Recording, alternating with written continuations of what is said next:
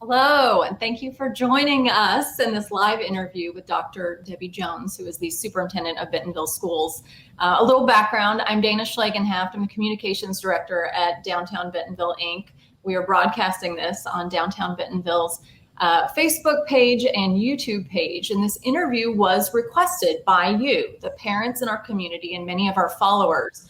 And we are always willing to offer our social media reach to host important community conversations, and this is one of them. We saw it last night in the Bentonville Schools school board meeting, and we want to have a little discussion today with Dr. Jones. Dr. Jones, we're in a different position this year compared to the last time you and I did this live interview, but we have a lot of those same feelings. We have anxiety, we have uncertainty. Let's talk a little bit about that, and I wanted to thank you for joining us here today. Hi, Dana, and hi to all my DBI friends. We are in a little bit different position this year, but we're focusing on the great thing, which is we get to open the doors and welcome back students on Monday. And so we're super excited about that. We are, again, dealing with the pandemic. And so we do have a safe schools plan in place with some mitigation factors. And just to be really specific, last night our school board did approve a face mask requirement for all students 3 years of age and older. And we know that this can be done, and it can be done successfully because we did it last year. And those who were in person last year continued to meet their growth academically and really just had a great year. You know, I had the opportunity to visit some schools last year, and I would see the little kindergartners and the first graders jumping around in the hall, and very little distraction by the face mask for them. So I think it's sometimes harder on adults than it is students. Some of the other things that we'll be doing in schools, first of all, we know the three things that really prevent transmission the most, and that's vaccination, number one, face mask worn properly, number two, and distancing. And so we are still trying to distance the best we can. The one thing about the face mask this year, we're not requiring that outside. We had Dr. Tumlinson from the Department of Health speak with us last night, and he really supported that measure as well. Students, it's hot in Arkansas, and the fresh air, it's less likely to spread outside.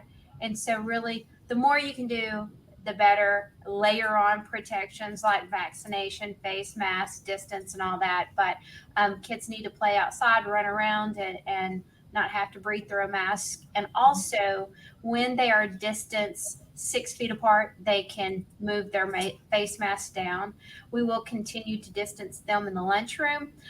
In the classrooms, honestly, about the best we can do, and this was last year's too, as well, is 3 feet apart. And so that's recommended by CDC and the Pediatric Association because they recognize we don't have 6 feet to spread kids out in the classroom. So what's most important, and we know this, is that they're in school with their friends, with their teachers, they're on a routine, and they're learning. And so we will be able to accomplish those things. I want to just step in for a second and backtrack. For anyone that didn't get a chance to watch the 4-hour-long school board meeting last night, there was a lot of discussion. There was a lot of impassioned pleas from parents on both sides of the issue. We had, the pro-mask and the anti-mask parents, and it was a lengthy discussion. That mask mandate passed with a vote of 5-2. Like you said, that's all students preschool to 12th grade. We want to talk also just real quickly, the staff, they will be voting. The school board voted to basically pass this on to the staff, and they will have 10 days to vote, correct, on potentially a staff mask mandate as well. That's correct. That's the law, because after May 1, all the staff begins a new contract. And you cannot make revisions. We're not in an emergency order like we were last year, and so we can't just change their contract and add new requirements. It requires that all the staff, both certified and classified, vote. Now, I feel pretty good about the staff knowing that they're probably going to pass that with the majority. and with a majority, then that will be active on August 26th. Now, we're really requesting that all of our staff, when they're indoors, wear masks now. We're encouraging that. And so I see a lot of mask usage at all of our schools right now, not outdoors. And I want to be clear, you're going to see teachers outdoors not wearing a mask either, and that's perfectly fine. Like the students, we want them to be outdoors without masks. We really don't want them in large community groups without masks, but outdoors is fine. Can you provide a little look at the process leading up to that school board meeting? You provided the recommendation to the school board. They tweaked it a bit, but let us know your thought process and who you spoke to leading up to that school board meeting. Okay. I bet the public's completely astounded at why are we waiting until the week before school starts to require a face mask? Well, it's been a long process. As you know, this legislature, when they were in session, passed Act 1002, which said districts, they're public entities, and you cannot require face masks. The governor started seeing the cases surge. He called the legislature back in session. They met, and a bill was introduced to modify that to give local control back to school districts. The legislature did not modify the law. Shortly after that, last week, a court case, actually 2 court cases were filed. They were combined. They went in front of Judge Fox in Little Rock, and he issued a stay so that the law cannot be in effect at this time. Now, it's a temporary injunction, so it may be 30 days, it may be 60 days, and it may last until it's appealed, it's in effect, which means now the board has the freedom to make their own policy. And that's what we did last night.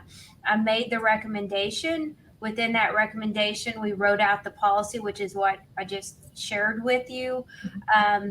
And it also has within that policy when it's okay to remove your mask. But an important part is we don't want staff or students wearing masks any longer than they need to. So I certainly would not look at this as a year-long policy. It's not our intention. We're going to have to learn to live wisely with this. And just like we did this summer before we had surges, we took our face mask off and we lived freely.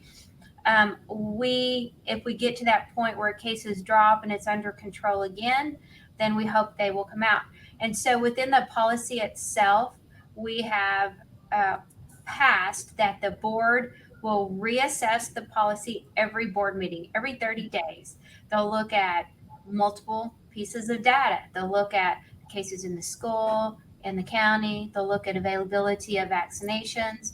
They'll look at the vaccination rate of our students that are currently eligible for that, or those within the county. And then make a determination on whether to renew that policy to require face mask again the next 30 days. And that next meeting is September 21st that they'll address. Sorry, I put you on the spot on the date there. I know they mentioned that the next meeting is September 21st. We can clarify that and put it in the comment below. But I know there was some importance and some comments on having that exit ramp and being able to assess the numbers and decide in increments rather than creating a full year mandate. So I want to ask you, we heard a vocal group of parents that were against masks last night, and there are going to be children that come from households that are not supportive of the mask mandate. So I want to talk about how you're going to handle compliance in a way that offers sensitivity and respect to those parents who wanted to make that decision for their children. They're very opinionated. They were very loud last night, and they want to make that decision. So how do you handle compliance as you enter back in the school year? Okay, so we have options. We really have school choice within Arkansas. And so a policy within the district as it is now will be enforced. And that means the expectation is that families will send their students in masks. If they do not, masks will be happily provided for them. And honestly, my best advice for this is for families. Our kids will come with the attitude, if it's positive, they'll come to school with a positive attitude. If we're upset about it and saying we hate these masks, none of us enjoy wearing the mask, then that's going to be mirrored in our students as well. And so there are exceptions. I'll say that there are few exceptions. Those exceptions require documentation. And so, for example, if there is a medical exemption, that would require a doctor's note to be provided to this at the school level. If there are students that have special IEP plans or 504 plans, it's not just given an exception, but you'll meet with your IEP team or your 504 team, or you'll have a discussion at the school level, and they talk about what restrictions that student experiences and if that warrants a face mask. So it's a process. We have to do that to really protect the safety of all students, because universal face mask wearing is what will limit the spread, not voluntary having a portion of the students or staff wearing the face coverings. And so it is a policy. If it's just something, and I certainly respect that, if parents just say, my kid's not going to wear a mask, then our virtual school at this time is full. And actually, we have far fewer participating in virtual school than we did last year. Most of them came back because they understand there is no substitute for in-person learning. But it is full. And so there is a homeschool option that's available, and parents can sign up for that at any point. How do you encourage, this kind of plays off your last comment, but how do you encourage parents to talk to their kids, and all parents, not just the ones that are not wanting children with masks in school? How do you want them to talk to them? Most parents are already pros at this because they did it so beautifully last year. At this moment, we have a whole 9th grade class at BHS participating in their kind of welcome back orientation. And I've had calls from there. All kids are wearing masks. They're happy. They're participating. So really, most families completely have this down. For those that see it as a struggle, I encourage buying the cute face masks, buying the ones that kids pick out, give them choice. Start going to the store with that and starting small portions at a time, not making it a major deal. It's not like, okay, today we're going to practice face mask wearing, because it just make it like another thing. Like, it's time to put shoes on, shoes and socks on. It's time to put your face mask. Let's get it. And then carry backups in the car. I carry on my blinker, so I always have backups. It's just, it's a temporary solution, but it's necessary. It's necessary to keep us all safe, just like wearing a seatbelt. There was some confusion. I watched the board meeting last night about what triggers the need to quarantine. And that confusion, I was a little confused. So I would love for you to clarify that as well and make sure that we all understand that policy. Absolutely. And remember, this requirement, it is not guidance. It's a requirement from the Department of Health. Okay. And I'll give you just some really clear bullet points. If a student or staff is positive, then they are isolated at home. Okay. If all are wearing masks, both the infected person that's positive and the other person who would be a probable close contact. And remember, a probable close contact is an individual that's been within 6 feet for a cumulative 15 minutes or more. That's a probable close contact. If both of those were wearing masks, then only the infected person's going home. The one that was exposed is not going to be quarantined because they were both wearing masks. If you are vaccinated, mask or no mask, then you are not going to be quarantined at home. Does that answer the question? It does. It does. Now, I did want to open this up to parent questions as well. We had a lot of parents submit questions. So I'm going to ask you a few of these questions as well. Erica wanted to know, when will we see a reconsideration for allowing therapy as an excused medical absence? We actually have therapies within the schools. We have, as if it's part of their IEP plan, if it's part of their plan within the school, it is school provided. Those are scheduled within the school day. When families get additional therapies outside of those have to be scheduled outside the school day, because we start running into a number of absences when they're checked out early. And so that the policy on that, the practice on that's not going to change. Okay. Meredith wanted to know, how will I find out if my child's teacher has been vaccinated and if they plan to wear a mask in the classroom? I'll ask that. She has a secondary question we'll go to after this. Because we do not have the authority to ask a staff member if they're vaccinated. We don't have the authority to document that. Then we don't have the answer to that. Now, we have hosted 17 vaccination clinics in our schools. And from the time we first hosted those, we have kept up with this. We opened it up just for our staff to begin with. And we've had a large number. And early on, after the initial vaccinations, we were at 75% of our staff. And so I suspect it's gone up considerably since that. But we won't have that answer. And staff are not required to share that private information with parents as well. Now, masking, I'm hopeful that you'll see all staff wearing masking while indoors. And so I hope that that's not a consideration. Yep. Her second question was, what's the recourse if a teacher is not wearing a mask in school? That's not really something we'll know until the 26th.